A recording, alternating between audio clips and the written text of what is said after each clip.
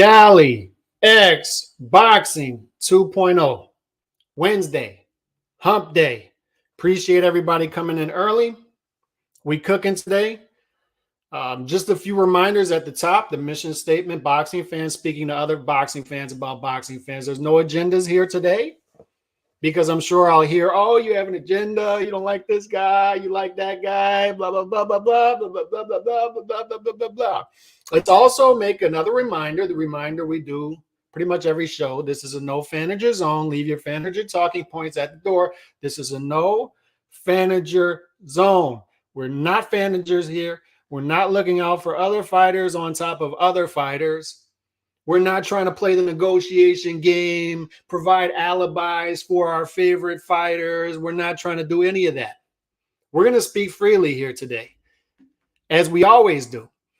And we're going to speak freely about why we're getting the type of things that we're getting, because everybody, you ever seen that meme with the girl on the swing and she's got the fire behind her and she's laughing, ha, ha, everything's great, and there's a fire behind her, everything's on fire. I feel like that's boxing fans. Like, everything's great. Look at the schedule. Oh my God, boxing's greater than ever. Oh my God, we're in the golden era. There's a reason that these fights are so difficult to make, and it's not hard to figure out. And these fights shouldn't be as difficult to make as they are to make. And they are that way for a reason. And it's manufactured. It's a manufactured reason. So it kills me, man. It destroys me. It irks me. It gets deep into my heart when I hear boxing fans provide alibis and parrot the talking points of the power brokers, the Stephen Espinosas out there, the Leonard Ellerbys, the Floyd Mayweathers, the Al Haymans, the Bob Arums, the Trust Fund Eddie Hearns. All of them. They come out here with their talking points, and then the boxing fans will come out here and say, it's because of this. Let me get to some comments. What's going on, my boxing brother? Tyson Fury is so frustrating. Just make the damn fight happen. Usyk accepted the 70-30 split. What is the problem? The problem is the new stumbling block, the new obstacle. When dudes don't want to make fights is rematch clauses. Rematch clauses. So not only are we negotiating the fight at hand, we're negotiating the fight after the fight at hand. We have everything agreed upon for a fight on April 29, but guess what? Now we got to worry about what happens after. We can't allow the boxing fans to have any power. We can't allow the boxing fans to dictate the terms. We can't allow the boxing fans to naturally, organically determine if a fight needs to happen again or not. Can't let it happen. We need to protect our assets. We need to protect our assets before the fight even happens. So before this fight happens, we need to protect our assets. We need to determine what the split is for the next fight. And if that's agreed upon, what's the ring size going to be? What's the glove size going to be? Where's the fight going to happen? Where's the network? What networks are going to be on? It's frustrating. I'm sick of this Fury clown, and I put the poll up there. Whose fault is it? Is it Fury's, or Fury's? Because as I spoke about with Crawford versus Errol Spence, these are litmus tests for boxing fans. You know, there are some things that are subjective, but there are objective truths, and we can tell what's going on behind the scenes in these boardrooms by track record. Spoken about that. So Crawford versus Spence falling apart should have been an easy one for everybody to determine what happened and whose fault it is. You have to be brain dead or not want to see it to not see it.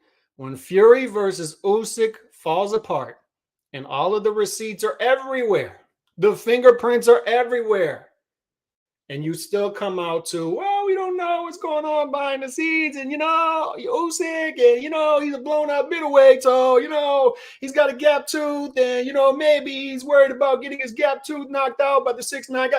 If you're doing that, then maybe, just maybe, you're failing the litmus test. Maybe, just maybe, you're reading things wrong. And by the way, hit that like button. Let's go, because we are cooking today. Salute my guy Nando, Jesus M in the building. Let's move on from Fury versus Usyk. Let's be positive. This weekend's fight not be pay-per-view worthy, but it's a pretty good card, and I don't feel as bad paying for this one. Lying Lukey. Sounds like you're trying to convince yourself. Yeah, that's what I'm doing. I'm trying to convince myself. You're telling us not to speak on the books, but you're bringing about it. I don't know what that means. Just for argument's sake, Usyk and his team initiated this mess on insisting on 50-50 until Fury made his 70-30 drop-dead offer. PO'd Fury.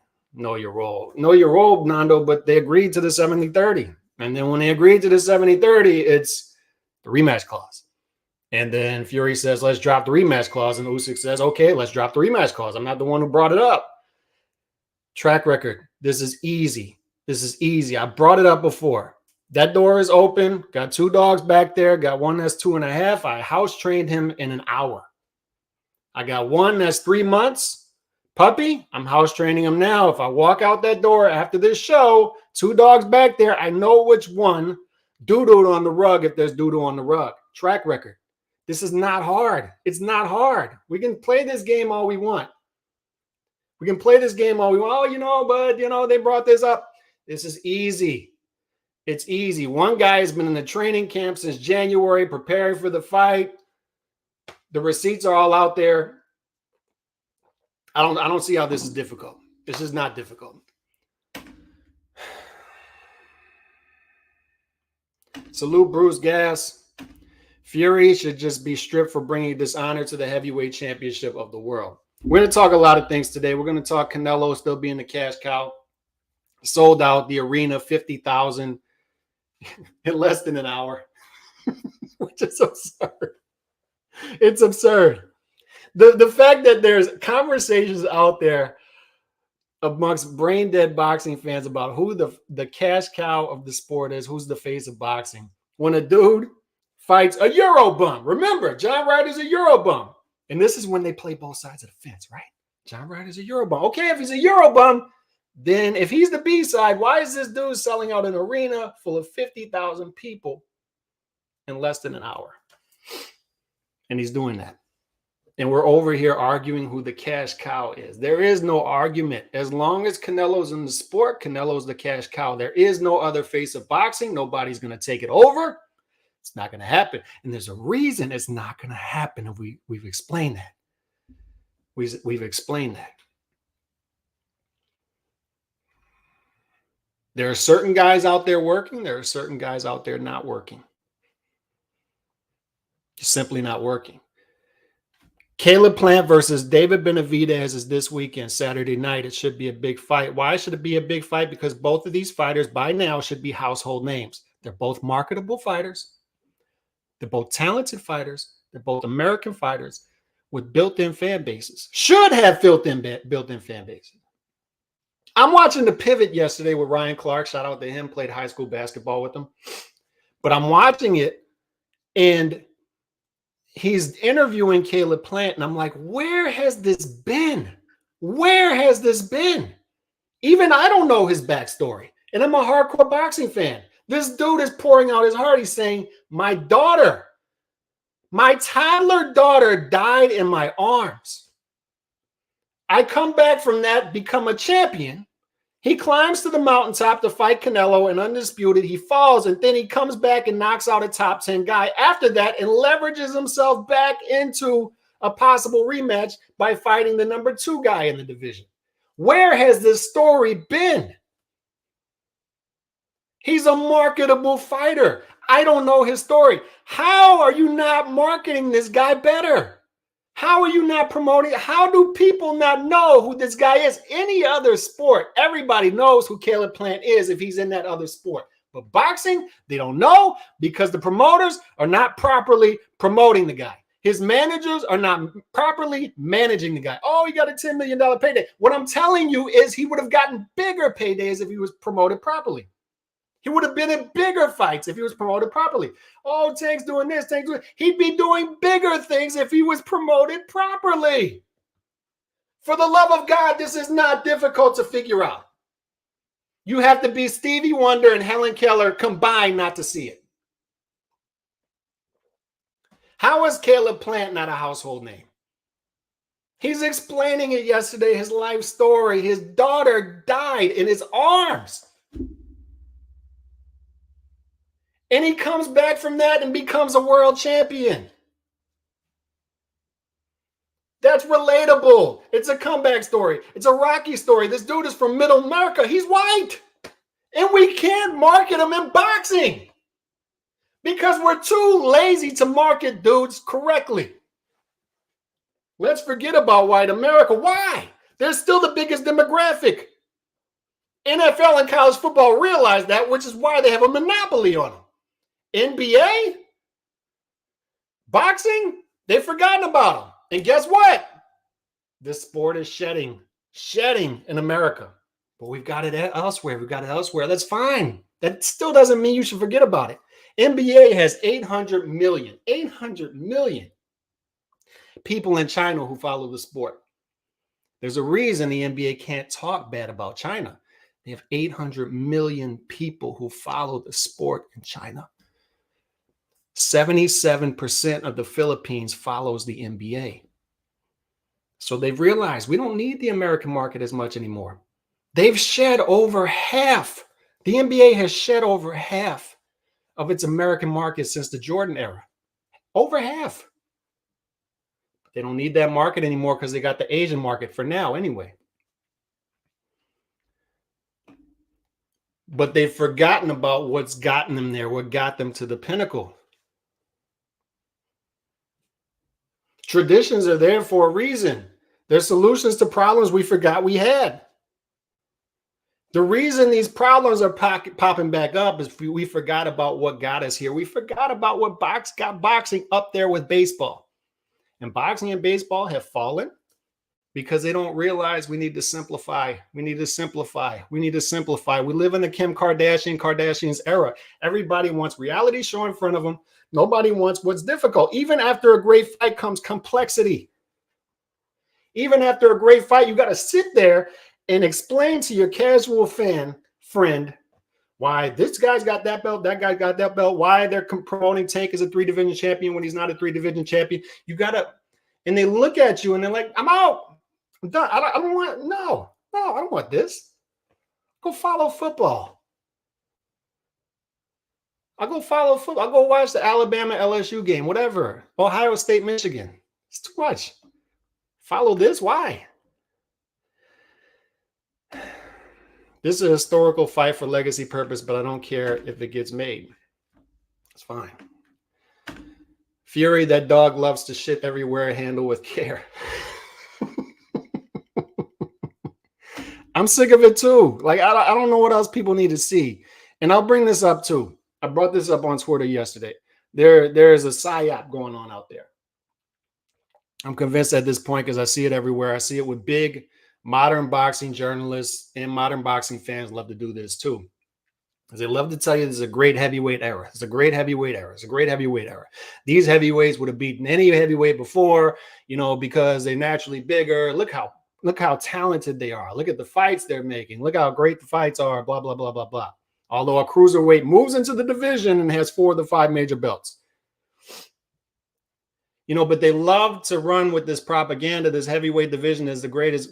What the heavyweight division gives us is giving us fun, entertaining matchups and fights sometimes. Sometimes they're not delivering the big fights enough, but they're at least giving us fun matchups in time, some fun fights between some of the top guys. But what it is not a great division. It is not. There is no greatness. I'm convinced more than ever. Waking up today, I'm convinced more than ever there is no greatness in that heavyweight division. None. Doesn't exist. None. Zero. Zilch. Nada.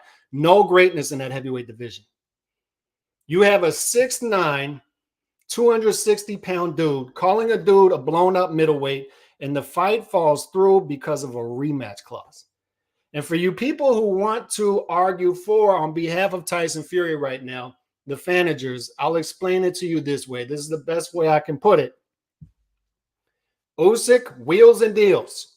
When Usyk wants to make a fight, the fight gets made. When Usyk knows he's the B-side, he submits, and he did it with Anthony Joshua. He beats Anthony Joshua as the clear B-side, And then Anthony Joshua says 50-50 rematch. 50-50 with Anthony Joshua, the bigger name. And then people are going to say, oh, because it was in Saudi Arabia and Saudi Arabia is putting up the bigger pot. Why is Saudi Arabia putting up the bigger pot for Anthony Joshua as the A side and not Tyson Fury? Why? You ever thought about that? But Calix, the pot was bigger. That's why it was 50-50. Why was the pot bigger? And for the love of God, why are rematch clauses a thing? We've explained this. We've gone over it. We went over it when Ryan and Tank was in jeopardy of falling apart. The rematch should be in this network. The rematch should be in that network. Why are we arguing about this? This fighter has confidence that he's going to win, right? That fighter's got confidence he's going to win. Let them fight. I mean, it's a crazy idea. Let them fight. And the winner has leverage going into the B side, going into the second fight. And the fans can dictate who's the bigger fighter, if the rematch should even take place to begin with, because how many rematches have we had that we didn't need because of rematch clauses? The heavyweight division. Why did we need Tyson Fury versus Deontay Wilder a third time? A rematch clause. We could have gotten undisputed already at that time. We could have gotten Tyson Fury versus Anthony Joshua for undisputed. But a rematch clause got in the way. Mandatory rematch clauses.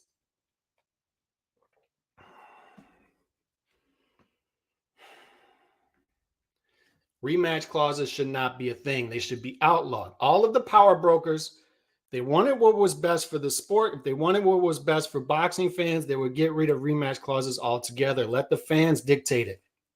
But the problem is, from where I'm sitting, is when I see, I know who the power brokers are at this point. I know they work against us. I get it. I see it. I don't have Stockholm syndrome like a lot of the boxing fans. That's my issue, is the boxing fans with Stockholm syndrome that will argue against their own best interests on behalf of a fighter or a promoter, because you have that too. You have fans of promoters now. Al Heyman has fans. Even Steven Espinoza has fans now. They're network fans in boxing now. Imagine how much your life must suck if you're a fan of a network exec. So I'll have boxing fans explaining to me, oh, but we need to protect our own interests for the fighter because, he's got leverage so he should do it, and Canelo's the main man in boxing, there's no doubt. British fans are more passionate. Come on, Calix. I'm going to blame the known capper, and that is Fury, of course. Boxing Twitter don't run shit. I'm the only boxing fan in my real life that's on Twitter and joined reluctantly, LOL. And that's another thing, and you explained that well, Nando, is boxing Twitter doesn't matter. It doesn't matter. They have dudes running around with a couple thousand followers on YouTube, on Twitter, and they think they have leverage, and they think and they may get interviews, but they don't matter, and they don't know that they don't matter. It doesn't move the needle. If it did, we'd get more done. BV Smith versus Eubank Jr. will do 50K in the UK. I don't doubt it. I'll be at the Jose Ramirez fight. I'm sure it'll do some good numbers. Hate the fight, but I'm sure it'll do good numbers. How could Caleb Plant become a household name? A Darrell win? You're not understanding. All the excess, about 1.2 million views. I think the buzz could be growing. Let's see how many of those 1.2 million will actually buy the fight and will actually show up at the fight, because what I'm seeing is still cheap tickets out there. And if you think this is going to do great pay-per-view numbers, I got a bridge in Brooklyn I'd love to sell you. Activity matters, marketing matters. That's right. America doesn't care about boxing. Why is that? There are too many belts in boxing. It's a joke. Why is Jake Paul more popular than Caleb Plant? Paul bets on himself and promotes himself. That's part of it. It's only part of it, though. Are you watching Carlos Gongora versus Mbila tomorrow? And I am. And I got a bunch of different videos I'm going to pop out. I got them all written down for like 6 fights this coming up weekend. It starts tomorrow night with that fight. That's a hell of a fight, by the way. Hell of a fight in the super middleweight division. Love that fight. And I I may even do a whole live about those tomorrow. Rematch clause code word is refund. Now, how could Caleb Plant become a household name? A Darrell win? No, it goes deeper than that. And it goes way before that. And this is the part that people miss. They're not properly promoting fighters from the jump. Top Rank is still the best at doing it. Top Rank is still the king at identifying young talent early on, going to get them in the amateurs, and then putting them up against proper resistance to see if they're worth investing in over time. But they're the more active fighters, but still not active enough. That part-time model has infected everything. That tentacles, the activity, the inactivity tentacles have reached everything now. It's gone down. It's reached everything. It's reached everybody. You have contenders now, not contenders, prospects now fighting 3 to 4 times per year. Inactivity is a humongous problem. Humongous problem. But how do you properly promote Caleb Plant to make him a household name? You know what markets to go after. You fight him in his geographic area constantly early on, and then build him out after that. But also, you have to actually promote him. Fighters need to promote themselves. There's no doubt. There's no doubt, but they're not doing that. But they also pay a good bit of money to managers, promoters to do that for them. These guys are not active enough. They're signing away their life in long-term deals because they're being promised the world. They're being promised a certain amount per fight. These minimums have gotten outrageous, and they don't have it in the budget with these networks, and these fighters are tied down to networks now. They sign with a different promotional company, so by extension, they're now signed in with a network. You're with the PBC, you're with Showtime, you're with Top Rank, you're with ESPN, you're with Trust Fund Eddie, you're with DAZN. And when the budget starts to dry up, like we saw in the fourth quarter 2022, every one of these guys gets shelved. Shelved. So I ask you, if you look at Caleb Plant's resume and you see it back in 2016, 17, 18, and this dude's fighting once or twice per year, why is that? And why in 2023 would we be asking, why is this dude not a bigger name? It's because of what they did 5, 6, 7 years ago with this guy. Laziness, laziness, laziness. Laziness. That's all it is.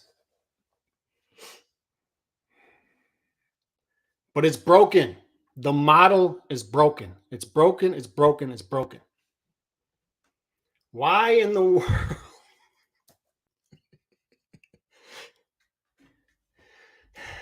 How many times have we been this close to having an undisputed heavyweight champion? And in boxing, there should be nothing more historical and important than having an undisputed heavyweight champion. And we've gotten this close to it multiple times now, and it continues to fail. The fight continues to fail.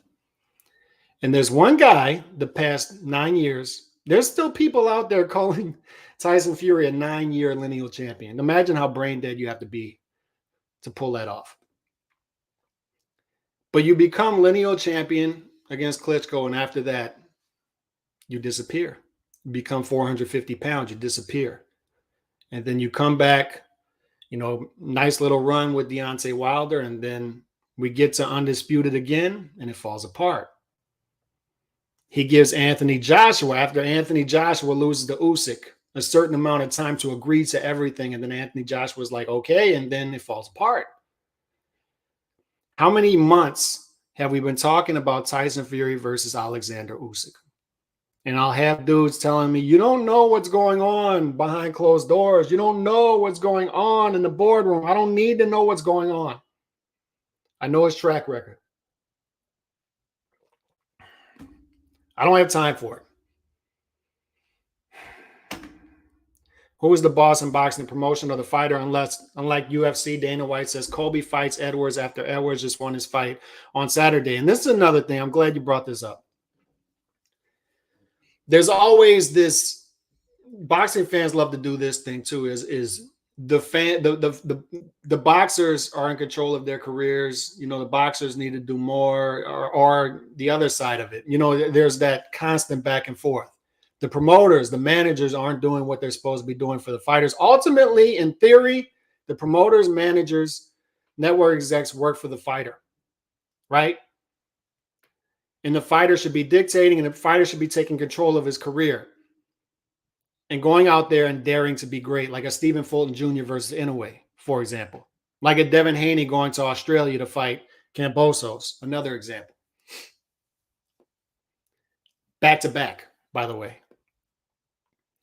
So it's a blurred line. Who's to blame more? Is it the fighters not taking control of their careers? Is it the promoters, managers? I don't know. But when I see a Dana White go out there, and he's asked about it over the weekend, and he says, Fury versus Usyk isn't going to happen because it's boxing. This is what boxing does. They treat every single fight as a going out of business sale. There is no long-term strategy. None. No long-term strategy. Nobody is looking long-term to build up fighters over time. They're going fight per fight and trying to purge as much out of it, squeeze as much out of it as possible each fight. They're not looking long-term. And it's the same thing here. And he says it's going to fall apart because of that. Boxing is boxing. It's not going to get out of its way. And then I see boxing fans get mad at Dana White for speaking the truth. He is right. He's 100% correct. Don't shoot the messenger. I understand you don't like Dana White, but he's right. He's absolutely correct. So why is Canelo selling out a stadium, 50,000 people in less than an hour? Why is that happening? Why is that happening? I've tried to explain it to people. And I've tried to explain, if you look at it, look since December 2020, you've had Errol Spence has fought once, right? Maybe twice. In the same span, let's just take this. In the same span, Errol Spence fought Yordenis Ugas 15 months ago, whenever it was. Canelo has fought the top guy at 175. He went 4 months later and did $23 million live gate for all the belts at 168 against his rival in a trilogy. And he's come back, had a hand surgery, come back, and announced a fight with John Ryder, who is number 4 in the division, according to Ring Magazine. Sold out the stadium in less than an hour. And also, by the way, announced that he's likely going to fight the top guy at 175, who, by the way, he lost convincingly to last year in September, 4 months later. Canelo has done all that in the same span that Errol Spence has fought Yordenis Ugas once. He's done that in the same span Bud Crawford has fought Avanesian once. He's done that in the same span Caleb Plant has fought Darrell once. He's done that in the same span Benavidez has fought Lemieux once. And people, they do the mental gymnastics. Oh my God, how is this happening? How is this guy not bigger? How is that guy not bigger? Canelo is killing these guys with activity. It is not difficult to see. He's out there building an organic base. He's keeping them over time, even if he loses. I've had people, I've seen him. How is it that Canelo loses and he's still got all these fans? It's not difficult to see. He's built an organic fan base to where only he can separate himself from the fan base. The media cannot do it. These brain dead dudes in the LDBC can't do it. These brain dead dudes on PBC Twitter cannot do it. They cannot break him from his fan base. They can't do it. Only Canelo can break himself from that fan base, and the only way he can do it is to stop acting like Canelo. Stop being active. Stop fighting top competition, etc. But he's not fighting. Who's he supposed to fight? David Benavidez, who hasn't been active and fought a blown-up middleweight once? Boo Boo Andrade, who didn't fight? Charlo, who hasn't fought in 640 days? Jamal Charlo hasn't fought in 640 days, ladies and gentlemen. He's pushing 650 days and nothing's announced. And these dudes wonder why they're not stars. They look over there at Canelo and say, why not me? Why not me? It's that wealth envy. It's dudes seeing the Ferrari. A generation or two ago, dudes would have seen the dude driving down the street in a Ferrari and say, okay, how do I work to get that? Now dudes see the Ferrari and they're just jealous. They're just hating. Why has he got that, not me? Why? Maybe you're not working. He was born on third base. Do you think Canelo was born on third base? Was Chavez Jr. born on third base? What happened to Chavez Jr.? Where is he? Where'd he go? Where'd he go? What did Chavez Jr. do? He separated himself from his base because people realized over time he's disparaging that name. I don't want anything to do with this anymore. I'm out. I don't want anything to do with this anymore. I don't want to be a fan of a dude walking around eating Lucky Charms and pink Speedos. I don't want to have anything to do with the dude who his dad's trying to give him instruction and he's jumping in the pool doing cannonballs. I don't want to have anything to do with the dude who's moving furniture out the living room so he can do pad work for the biggest fight of his life. He separated himself from his own base. Canelo's base continues to clinch to him because he's behaving like a dude that we want to be involved with. He built an organic fan base by work. He's been working. Of course, he inherited a nice base. Redheaded Mexican dude. Women love him. Dudes like him. I knew it. When I went to the theater, I went to the movie theater to watch Shane Mosley versus Sergio Mora, one of the worst fights I've ever seen in my life. And I went with my cousin, who happens to be a female. And I saw her reaction when the undercard was on. I looked over and Canelo walks out for his fight with Carlos Baldomir. And I said, oh, we got something here. She was going crazy. Women react to him. I knew we had another Oscar De La Hoya golden boy type of thing here. Women love him. Dudes want to be him. But over time, you can lose that base. It only takes you so far. He's kept that base, not only kept that base, but he's grown it. 23 million live gate for his last fight. He has hand surgery, comes right back against the number 4 guy. Then 4 months after that, he's going to come back against the number 1 guy at 175. I'm sick of explaining it to people. This dude sold out a 50,000 seat arena in less than an hour. Less than an hour. There is no argument. There's no conversation anymore. The conversation is over. It's been over. There is nobody that's going to overtake this guy as long as he's active. There's nobody that's going to come along and be bigger than Canelo Alvarez as long as Canelo Alvarez is active. It's not going to happen. There is no. This false propaganda you're hearing with Tank Davis versus Ryan Garcia, the winner is the face of boxing. It's not going to happen. It's not going to happen. And why is it not going to happen? It's a big win. It's a good win. But they had the track record before of not delivering for boxing fans. And that tells us that likely after this fight, whoever wins is not going to take the ball and run with it. That's their track record. They're not going to continue to deliver big fights for us after this because they didn't do it before. Until you can string along 3, 4 fights like that, we don't trust you. We don't trust you. You can't short that. You can't short that process. You can't. You can't cut that process. It's done over time. It's done organically. The new age boxing media and boxing fans have tried to brainwash you, and with a lot of people successfully, into thinking you can just cut that market short by going through social media. Jake Paul's numbers will decline. There's a reason Tank Davis isn't doing above 200,000 pay-per-view buys. There's a reason Ryan Garcia hasn't fought on a pay-per-view yet. It doesn't translate to buys. It doesn't. And you may have temporary success. This pay-per-view may do 1 million. I don't know what it's going to do. But if you go away from that, if you go away from delivering the big fight to the boxing fan, you're going to fall short again. You can't do it. Salute. My guy Duval Grind, blame Herb Dean and Jamal Charlo. Kathy Duva. I remember watching the legendary night about Gotti and Ward, and Kathy Duva said it got to the point people would say, when is Gotti fighting again, they wouldn't ask who because it didn't matter. And we've tried to explain that as well, right? It's how you make people feel. People knew when they showed up at a Gotti fight, they were going to get a certain type of fight because they've gotten it before. It's his track record. And they knew they were getting a guy who was pouring out his heart for the fan. He cared about the fan. And how do I know that? He didn't have to fight Oscar De La Hoya. He didn't have to fight Floyd Mayweather. Anybody who had any boxing sense knew he was going to get destroyed in those fights. But what did he say?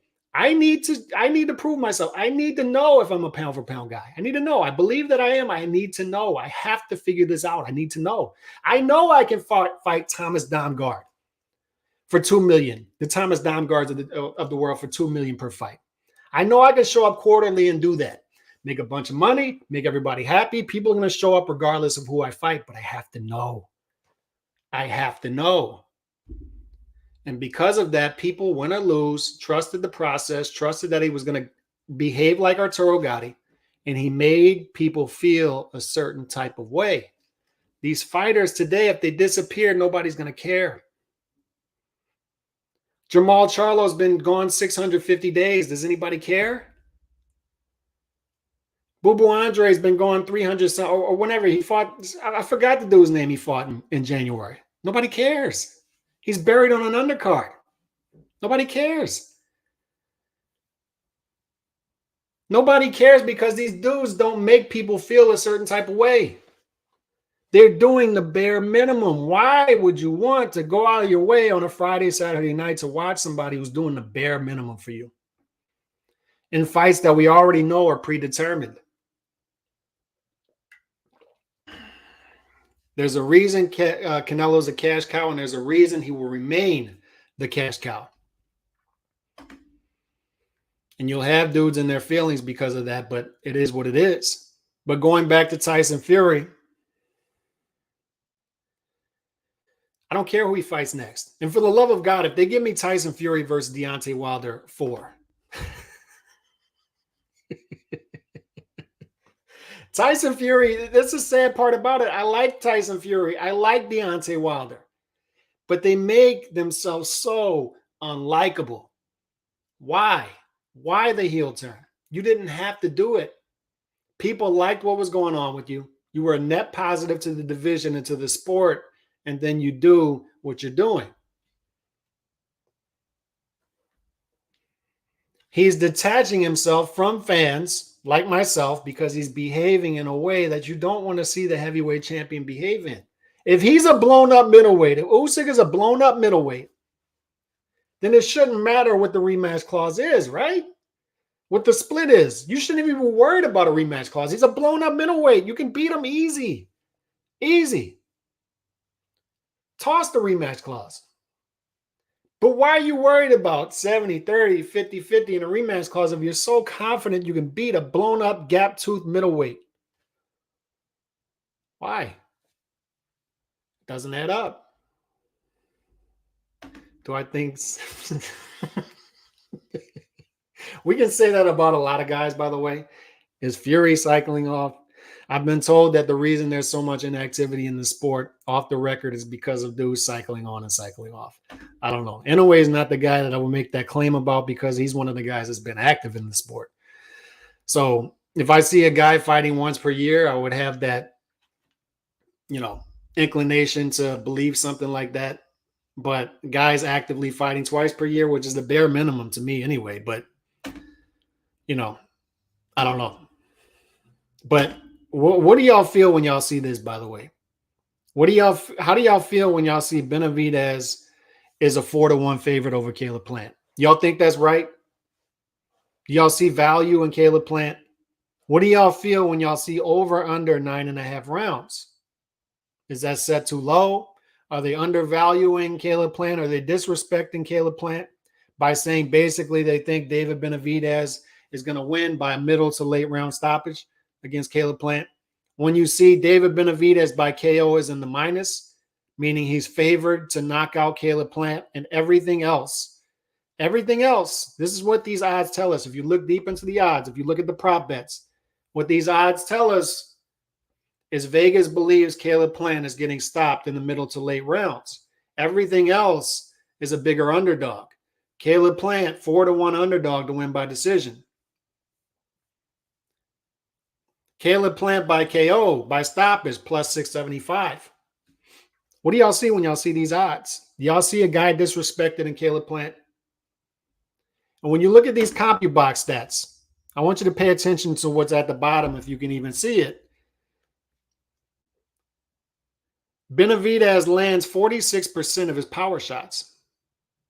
But Caleb Plant's opponents only land 5.5 power punches per round. So something's going to give. If you look deeper into him, Canelo had more success, landing almost double that. So what does that tell us? That tells us that either one, Canelo's special, or two, the Canelo fight was the first big step up for Caleb Plant. Right? So a lot of times the CompuBox numbers lie because we're comparing fighters across the spectrum, right? So you see one guy lands 46% of his power shots. One guy lands 35%, but the 35% may be more spectacular, may be more impressive than the 46%. Why? Because the guy landing 46%, like a David Benavidez, isn't fighting anybody. He's simply not fighting anybody. He's simply not fighting good competition. So that 46% can be deceptive. So when a Caleb Plant is only, his opponents are only landing 5 power punches per round, you can say, man, great defense. But when you look at his resume before the Canelo fight, there's not much there. So when Canelo lands 10 punches per round, power shots per round, almost doubling that output, you say, yeah, that 5.5 per round was deceptive. It was deceptive. Or Canelo is just that special, right? And it could be that too, because when Canelo fought Bivol, what happened? Canelo's numbers were blown away, the CompuBox numbers. Bivol's landing more than Canelo's opponents landed before. Canelo's not landing the amount of shots that he landed before. His output is actually going down throughout the fight, when it usually goes up. We saw that with Canelo against Dimitri Bivol, right? So the numbers can lie. These numbers right here can be deceptive. When we see Caleb Plant throwing 66 punches per round, landing 46% of his power shots, when we see him throwing 26 jabs per round, when we see him landing 19 power shots per round, that's almost 20 power shots per round he's landing. When we see his overall percentage at 38%, we see this is an offensive machine. This guy's off the charts. He's off the charts. When we see the plus minus, that plus minus at the bottom, he has a 16.7 plus minus rating, which ranks number 4 in the sport. But once again, is that deceptive? And for people who don't know plus minus, what that means is he's landing per round almost 17 more punches than his opponent per round. That's off the charts. Fellas, that's an offensive machine. But once again, look who he's doing it against. Lomachenko's number 1 in the plus minus. I think it's around 19. But look who he's fighting as compared to who David Benavidez is fighting. So the big question here is, what's going to give? What's going to give? Are we going to see David Benavidez's numbers drop significantly? Are we going to see that 66 punches per round thrown drop to, say, 54? Are we going to see that 38.4 percentage drop to, say, 29? Closer to the super middleweight average, which is 29%. Are we going to see those power shots thrown drop from 40 to 30? Are we going to see the landed drop from 18 to 10? That's the big question. With Caleb Plant is, before the Canelo fight, he was right around 5 power punches being landed on him per round, which is a great defensive fighter. That's a defensive machine once again. But with Canelo, it went up to 9.9. Plant, 7.3 punches per round were landing on him. With Canelo, it went up to 12. So it almost doubled those numbers. So will those numbers be closer to the Canelo fight against Benavidez, or will they be closer to his CompuBox average? These are the questions we're going to ask ourselves going in. We're going to get answers to in this fight. But the big one to me is, if David Benavidez's output drops from 66 to low to mid 50s, then Caleb Plant's having some success in this fight because it's more of his fight. Caleb Plant's averaging 46 punches thrown per round. So where's that number going to be? Is it going to be closer to the 66? Is it going to be closer to the 46 for David Benavidez? Caleb Plant needs to be chopping up this fight. He needs to be chopping up this fight. Kenny Bayless is in the ring. Kenny Bayless is the referee. So what does that tell you as a boxing fan? And y'all can put that in the chat. What do you think of when you think Kenny Bayless is the guy? Who does that favor in this fight? Kenny Bayless being the referee. Who does that favor? Also, another X factor, and I didn't know this on Monday when D-Style and I were doing our preview for this fight. I didn't know David Benavidez had Memo Heredia in his corner. I didn't know he had Memo Heredia as his strength and conditioning and nutritionist. So what does that tell you when you hear the name Memo Heredia and you think of a guy dropping 35 to 40 pounds in a training camp and yet keeping his power and keeping his activity level up? Because it's hard, man. It's hard for a guy David Benavidez's size to drop to 168 and continue to go to that well. It's hard. It's hard. But if you have a guy like Memo Heredia on your team, it makes it a lot easier if you're getting what I'm dropping. If you're understanding what I'm dropping, and I'm not, all I'm saying, I'm not accusing anybody of anything, but what I'm telling you is, as a betting man, as a guy who gambles, as a guy who reads lines and sees lines move and starts to look at value and reads it like the stock market, when I see the name Memo Heredia pop up in one of the camps,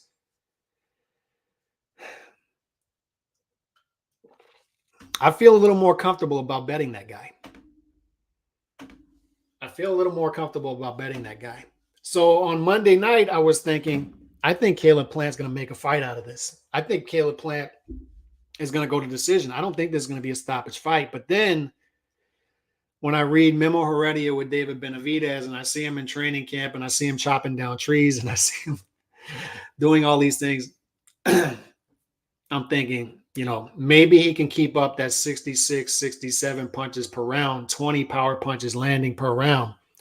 And if that's the case, if he's throwing close to 70 power punches per round, fellas, and he's landing close to 20, Caleb's not gonna see the 12th round. He's just not. So the big factor here is, can Caleb Plant pick those spots? And he's got new training camp too. He's got Breadman Boxing in his corner for the second fight. They switched after the Canelo fight. And they look good against Darrell, but Darrell is Darrell. Right? And this is right. When it comes to Kenny Bayless, he was Mayweather's bodyguard. Mayweather was able to chop up fights. He was able to clinch. And people say Kenny Bayless is quick to break fighters up, but he's also very slow in issuing warnings to guys who are clinching a lot, excessively. So to me, that favors Caleb Plant a little bit, right? Caleb Plant needs to be watching, and this is just amateur advice, but he should be watching the first Cotto versus Margarito fight, as opposed to, and then watch the second Cotto and Margarito fight. What did Cotto do wrong in the first fight? And after the second fight, we said it. And after the Mosley Margarito fight, we said it. What did Mosley do? Mosley stayed on his front foot. Mosley clinched. Mosley did not give up any ground against Margarito. When was Margarito dangerous? He's moving forward, forward, forward, forward. One track mind. He's constantly moving forward, constantly throwing punches. What did Mosley do? Mosley said, "You're not coming forward against me. It's not happening. It's not happening. Clinch you, I'm going to push you back. I know it's going to expend some of my energy, but you're not going to have any success if I'm moving forward. You can't fight off your back foot." And then when he got to the ropes, even when he was back, his back was against the ropes, he was lighting Margarito up. And then he spin out and pushed Margarito back against the ropes, forehead to forehead. Cotto saw that, and Cotto said, "We're implementing the same game plan in this second fight." And Cotto had a better trainer at that point, but we're going to implement this different game plan. I'm not going backwards. If you watch that first Cotto Margarito fight, he's constantly moving, going backwards, lateral movement. Aerobic energy is taxing him. Aerobic energy. What did he do in the second fight? I'm not taking a step back this time. We're going to keep it in the center of the ring. I'm going to clinch when I have to clinch, tactical clinching. I'm going to chop up the fight. I'm going to pick my spots. I'm going to pick my spots when I throw combinations. I'm going to pick my spots when I stop the action. If Caleb Plant's going to win this fight, that's how he's going to have to do it. He's going to have to pick his spots, be smart about when I'm going to let my hands go and throw some combination punches. I'm going to have to limit the amount of times I'm trading with this guy because I cannot trade with David Benavidez. Caleb Plant cannot trade with David Benavidez. He can time him. He can land pot shots. He can land that left hand, the counter left hand like he did against Darrell. But one thing he cannot do is get into trades, a lot of trades. He needs to get that number from 66 down to 53, 54. He needs to cut it in half. The only way he can do that is to pick his spots, chop up the action, tactical clinching, tactical clinching, tactical clinching. That's what he's going to have to be doing. And I hate fights like that. I'd rather see hands free, right? But if I'm in Plant's corner, that's the advice I'm giving him because that's the only way he can win the fight. He can't go in there and firefight with David Benavidez. He can't.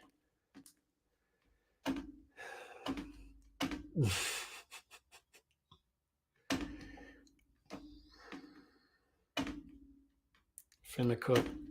All right. Gotta chill out. LOL. Benavidez is worried about gassing out, chasing Plant. Better test for EPO.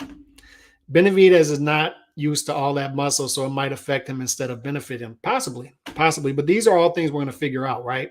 These are all the wild cards.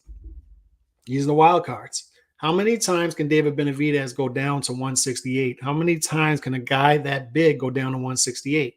Speaking of Cotto went to the 140 well one too many times. When I saw Cotto, that was my introduction to seeing weight drained. And that weight drain was a real thing. That was almost 20 years ago when he fought Paulie Malignaggi. Paulie Malignaggi didn't hurt anybody. Nobody. Paulie Malignaggi hurt Cotto in that fight. Why? Cotto went to 140 one too many times. He still won the fight. Still had success, but he went there too many times, and he was weight drained. It weight drained him.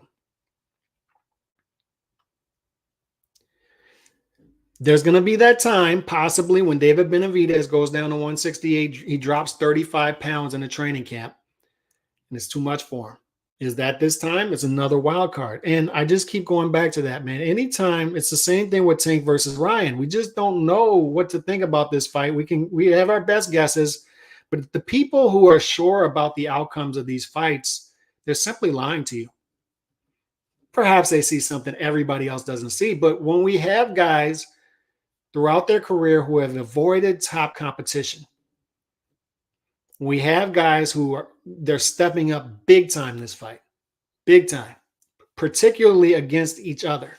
We have two guys who just haven't faced top competition. We have a little bit better of an idea of Caleb Plant because he's coming off of back-to-back fights where he fought top 10 super middleweights. He fought Darrell. Before that, he fought the king, Canelo Alvarez. We got a little bit of a better idea as to what's going on with Caleb Plant. David Benavidez, man, he's a big question mark. He's a huge question mark. Just telling you. When we see these CompuBox stats, when we see these stats right here, this right here on the left-hand side of the screen, it's an offensive machine. 67 punches per round as a super middleweight thrown. He's landing 20 power shots per round, roughly, throwing 40 power punches per round as a super middleweight. And he's landing 46%, 47% of his power shots. And he's landing almost 40% as a whole. That's an offensive machine. He's a machine. He's landing 6 body shots per round. That's an offensive machine. But who's he doing it against? CompuBox can be deceptive. It's why when we talk about the NFL or college football, college basketball, what's the number one factor that they look at? When they look at teams in March Madness, who they're putting in, who they're leaving out, quad 1 wins, quad 2 wins, quad 3 wins. They're looking at strength of schedule. You have a low strength of schedule, your numbers are going to naturally look better. They should anyway, if you're a good fighter. The numbers will look better. You will look better naturally if your strength of schedule is low. When we talk about guys like Benavidez, Jamal Charlo, Bubu Andrade, etc., around 168, who have been paralyzed by the Ginger King from fighting anybody, any level of top competition, those numbers can be deceptive because they're strictly not fighting top competition. So you can have a guy whose numbers, CompuBox numbers, do not look as good, but their strength of schedule is tougher, and that's why those numbers aren't as good. CompuBox can be deceptive. So that's another big question we have is, are those numbers deceptive for Benavidez, or is that who he truly is? We said that about Bivol, right? Bivol's numbers were off the charts before he fought Canelo and Zerto, but it's, is it the level of competition he's fighting? Is he fighting down to his level of competition? Will he fight up to his level of competition? And we definitively found out about Bivol when he fought Canelo and Zerto, and his numbers stayed exactly the same or actually went up, got better. Caleb Plant fights Canelo and his numbers drastically get worse. These are the questions we have. So just to wrap it up, we'll be talking a lot about the matchups this weekend, tomorrow and tonight. 5 or 6 of them that I'm looking forward to, that I'm keeping my eye on. Rematch clauses need to go away. Rematch clauses need to go away. Rematch clauses should not be a thing in boxing. We have enough man-made obstacles in our way. We don't need to add obstacles. After we agree to everything in a fight, we can't add obstacles for a possible next fight after that. You agree to all terms for the fight, and yet you're going to create another obstacle for a possible fight in the future. Let the fans dictate. It's common sense. Boxing as an industry needs to get together. All the power brokers need to get together and say, we're done with this. We are done. You can't get out there and complain about my fighter is not as big as he should be when you're putting obstacles in a way like this of big fights happening. I'm tired of hearing that, man. You don't know as a boxing fan because you don't see what's going on behind the scenes. You don't know what these power brokers and promoters and managers are going through behind the scenes. You don't know. What I do know is if fans are leaving the door,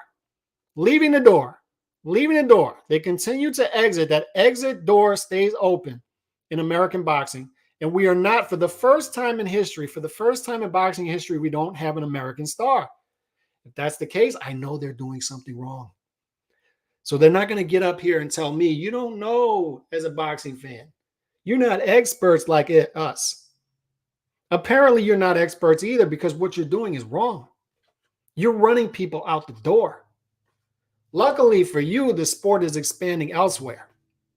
Luckily for the NBA, they've lost over half their audience, over half their base since the Jordan era. But luckily for them, they got 800 Chinamen following the sport. They got 77% of Filipinos following the sport. Lucky for them, they got the Asian market on lock. But that doesn't mean you shouldn't be reaching out to American boxing fans. The American market still matters. And for the people saying it doesn't, 5 to 10 years from now, all the big fights are going to be abroad. And all you domestic level American fans out there with your American elitism as to all the American fighters are better than the foreign fighters. Good luck. Good luck to you. See y'all tomorrow. God bless.